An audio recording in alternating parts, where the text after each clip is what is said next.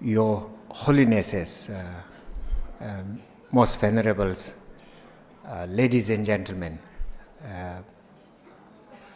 I was asked to speak for 4-5 minutes, and it is the most difficult thing.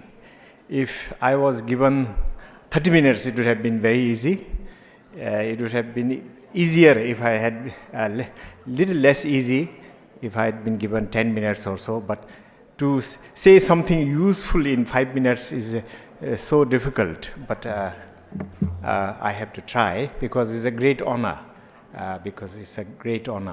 and I hope that some thoughts that quickly occurred to me could be a privilege for me, and perhaps some thinking about the great conference I just attended.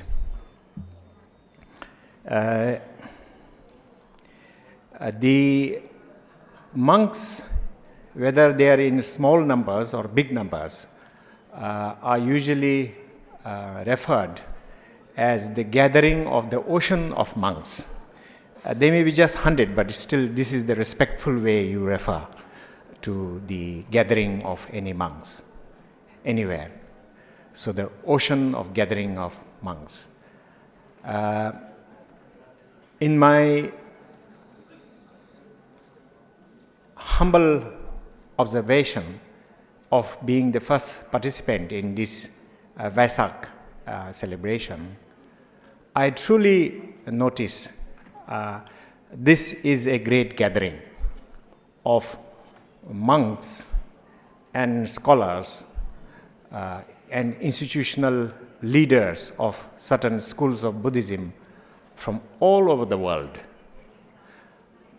from some 80 countries. It is unprecedented. It's unprecedented gathering of Buddhist leadership that's emerging all around the world. And my thought immediately, the nature of and the scope of gatherings like this, really my thoughts became a bit historical, to retrospectively think about the great Buddhist councils, first council, second council, third council, fourth council, and so on and so forth, held in ancient India, as you know, in Rajagriha, Vaisali, Patalaputra, under various kings like Ajasatru, Akasloksa, Ashoka, Kanishka, and so on and so forth. The subject matter of all such councils could be summarized as two. The subject matter of all those councils, as you know, all the Buddhist leaders are fully aware, were either on matters of programs of Buddhism for the future. So this is a question of doctrine, or what to do in future. And the second important issue of all these great councils was method or procedures of how to do it, since all great organizations to move forward need some sort of procedures and discipline. So the second issue all these Buddhist gatherings dealt was the question of rules or discipline in order to move forward. And of course, Your Excellencies, distinguished guests, all know how these councils then divided various issues they discuss into the three great baskets, about rules or constitutions and procedures on the one hand, on great matters of philosophy on the second hand, and lastly, sort of methods and explanation in terms of sutras and so on and so on. So, my humble reflection of the past 2 days is that since His most excellent Arahat, I would say, successor Arahat, Professor Dr. Phra Brahmaputra. Just like an Arahat, we have 16, no? Starting from Agagirya to Abhidhya. So just like that, he has been a pioneer, a tremendous pioneer in, for the first time, during the time of great consolidation of Buddhism in the last 50 years, that he has been able to tap and bring all of us together into this convergent platform in the celebration, obviously, but underlying it, what is the program for future of Buddhism of all schools? And we draw lesson from all these councils that Buddhism, with its widest freedom of practice, that is suited to every individual in different countries, in different race, different political system, economic system, many wheels, many cogwheels. But still, we would need some unifying drive towards the future that has been unleashed by the awakening in the last 50 years. Quick, accelerating expansion of Buddhism is taking place, and there is no doubt that it will expand in diversified forms as we go forward, but still some unifying drive will be necessary. And in that respect, I took this opportunity for 5 minutes to say a few words about the path forward according to my humble aspiration and prayer. There are two paths. One is the geographical path, the physical path. And physical path also determine the journey. And in 3rd to 6th century, the physical path provided by so-called Silk Road was the greatest path of expansion of Buddhism. It traveled all main roads and side roads and tertiary roads precipitated by the Silk Road. And thus it became the greatest system of culture in the world at that moment, embraced by the greatest number of people on earth between 3rd to 6th century, I think. And then, of course, it collapsed slowly. But the other path I am about to talk is the path of prayer. It also is a way of shaping our journeys, our Buddhist journey, which is part of a long journey, as you have heard all the time, of 2,561 years journey. And all bodhisattvas, all arthats, all those emerging Buddhas travel by this road.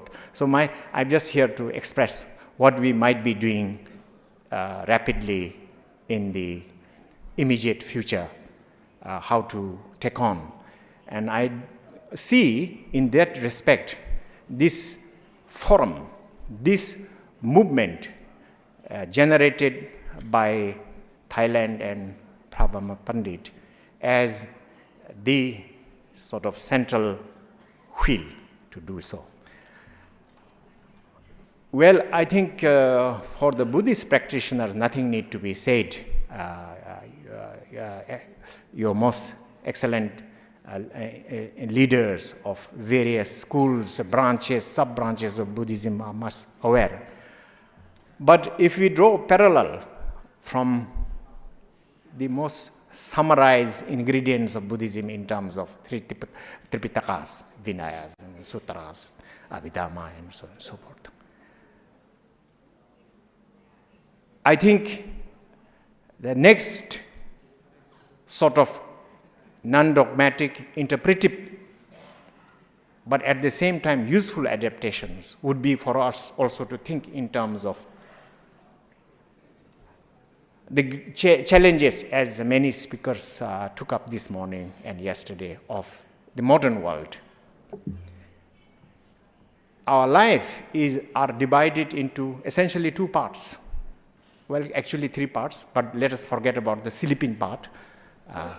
This part of our life as family members for 8-9 hours, and as workers as for 8-9 hours every day in our short life of 70 years or so.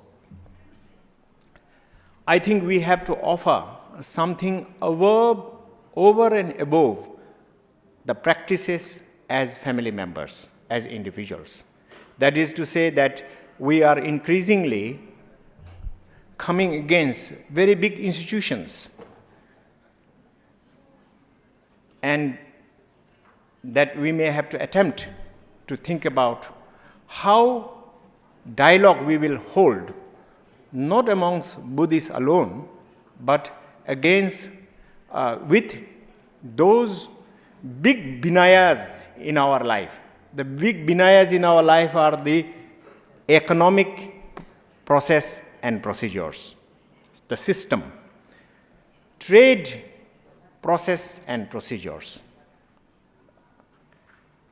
We discussed quite a lot yesterday about education and health, where Buddhism had a great deal to contribute in terms of psychotherapy, in terms of education. And the third, we also discussed a little bit yesterday about the role we could play in environment. It was very diffuse in every speech.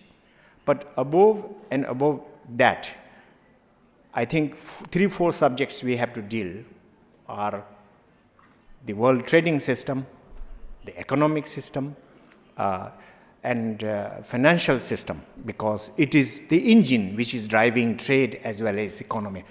So I would like to wish that the great leaders here would think about that from an interpretive Buddhist point of view, sort of some kind of modern Vinaya for finance, banking, trade, economy, etc.